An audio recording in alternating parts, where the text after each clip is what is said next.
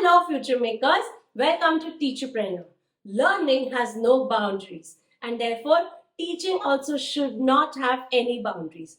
Today, let's cross all our physical boundaries and know how to be a teacher abroad. If you are someone who's considering this option of going abroad to teach और आपको लगता है कि वहां जाकर पैसा ही पैसा होगा, तो आज की वीडियो में आपकी आंखें खुल जाएगी. Towards the end, we will give you a reality check that will be worth the wait. So make sure you watch the video till the end. And now without wasting any more time, let's get started.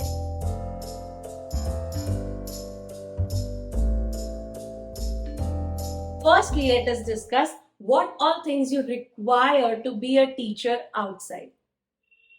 Number one, you need a master's degree in the subject that you want to teach. For example, if you want to be an English teacher, you need a master's degree with English as a subject. Number two, you need a teaching certification like B.Ed or M.Ed. Number three, you need foreign language fluency. It could be English or the language which that country speaks. Lastly, you have to clear an exam called IELTS or TESL. We've already made a video on IELTS exam and a video on TESL is coming very soon on our channel, so don't forget to subscribe.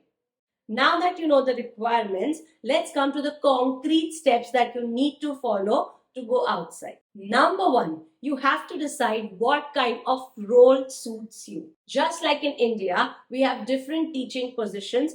Outside India also, there are various positions that you can apply for. Public school teacher, private school teacher, international school teacher, voluntary school teacher, or military school teacher. The roles and requirements for each of this position varies from country to country. So obviously, the next step is to decide which country do you want to be a teacher in. Once you know the role and the country, most of the decision making is done. Now you have to decide how will you apply for a teaching job. There are three ways. Number one, through a recruiter or an agency. Number two, through a program. And number three, independently. Each of these has its own pros and cons. And if you want a detailed video on explanation of how to apply for a teaching job abroad, then make sure you comment down below, I want application video. And if I get 20 such comments, I promise you I'll make a separate video for you. After all of this, start preparing your CV or a teaching portfolio. They will really help you secure yourself with the relevant documents. And remember, the more impressive your CV is, the better chances you have for getting selected. Once you've received the email, you will get all the details about when is your telephonic or Zoom call interview. This interview will be a deciding point whether you will be called for a physical interview. So make sure your answers are crisp, clear, and you sound confident. Also, make sure you prepare a list of all the doubts and questions that you have in your mind and keep it in front of you while giving an interview call. This is your chance to clear all your doubts. One more thing that you must do is research the average salary of a teacher in the country that you are applying to. Make sure you negotiate your salary and your teaching contract. Remember that negotiation does not mean only the salary. You could have multiple benefits and incentives along with your salary. Some countries offer you huge discount on your child's fee if you put him or her in the same school. So it's not just about how much you're earning. You have to negotiate about all of these perks as well. If your place of stay is away from the school, then you can ask them for pickup and drop facilities. All these things will be available for you if you confidently ask for it and negotiate well. Lastly, before signing the contract, make sure you've read all the terms and conditions. Do not get into bond of anything unless you are sure about it. And remember, this is not India. You are in a country which is very, very strict on their rules and regulations, and everything will work according to the contract. Even if you get homesick, or sometimes even if you don't enjoy that life, if you've signed the contract for 2 years or 1 year, you have to continue doing the job no matter how hard it is. Don't take anything for granted. If you have any questions or doubts, make sure you clear it out then and there. If you have anybody living in that country, make sure you take reports of how is it like working in that school. or half is the overall lifestyle in that country.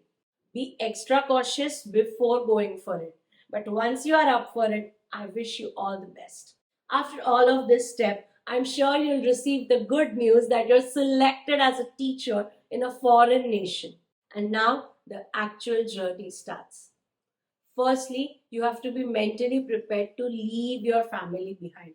None of your friends and family will be available to you physically. You'll get the opportunity to interact with them on video calls and stuff, and since the timeline and lifestyles are totally different, after a while you will see that there is a virtual disconnect between you. Number two, some countries have a lot of racism against Asians. They look at you in a different way, they treat you a bit differently. You will not see racism as such, but you will feel it from within that something is different. Not all countries have this, but be prepared if something like this happens. Number three, no matter how attractive a job in a foreign country looks like, there are always loopholes. Be prepared for anything and everything that will come your way. The journey might be very challenging for you, or sometimes you'll be adjusted after a year or two. But till then, you should be crystal clear in your mind that I have the strength to deal with whatever comes my way. Number four, something that most of us ignore is that बाहर जाके आप ज्यादा कमाओगे, but खर्चा भी उसी देश के हिसाब से होगा.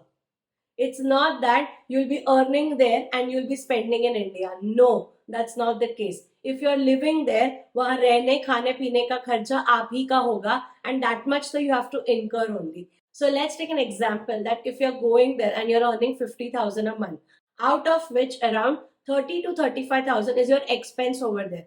तो cumulatively आपने वहाँ जाकर भी 15,000 ही कमाया है. So unless there are other reasons, there may be no point shifting over there.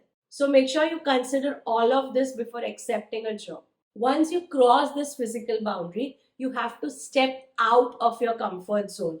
Each country has their own culture and their own communication style. What they eat, what is available around you will be completely different from what you get in your home country. Also, consider the fact that as soon as you go abroad, आपको कोई domestic help नहीं मिलता है. You have to do everything on your own. When I say everything, I mean everything. So along with your teaching job, you also have to manage your home and multiple other responsibilities. Communication might also be a barrier. You might be very good with English, but your pronunciation and their way of speaking might be different. So even though you're very good at English, sometimes you'll feel that there's a problem in talking. You might not be able to express what you want to say, and hence it will take some time to be adjusted to the new environment.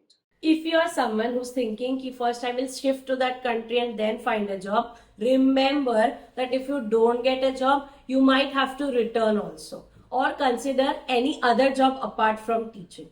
Basically, your survival guide should always be by your side. Also, as a teacher, your world and your students' world might be completely different. They have grown in that same country. So their way of learning and education will be very different from what it is back in your own country. So first you have to learn their taur tarika, and then you have to teach also in that manner, and you have to be likable and lovable by your students. Otherwise it's of no use. Coming to a very important point. In India, the textbooks, the kind of education is very different from any other country in the world. So you will not get ready lesson plans, or it's not like they will tell you how to teach. They will just tell you what to teach, and it completely depends on you how you teach. You have to be as interactive, as fun, and as resourceful as you can be. Not everybody can become a teacher abroad. It takes a lot of courage and hard work. One more thing that you should consider is that you have to prepare financially before you depart. You should have X amount of savings so that you can at least survive 1,000 days in that country, even if you don't get any other earning. In short, it is easier said than done. Do not take it lightly. For moving abroad, you just don't need mental preparation, but you have to be prepared intellectually, financially, and emotionally. But having said all of that, at the end, I would only like to tell you that experience is the best teacher. If you think this is your calling, take a leap of faith and just go for it. All the very best for your future endeavors, and make sure you tell us in the comment section below how your experience is, or which country do you wish to go to for teaching abroad. Share this video with your teacher friends and family, and subscribe to TeacherPreneur and press the bell icon to be a part of our FutureMakers family.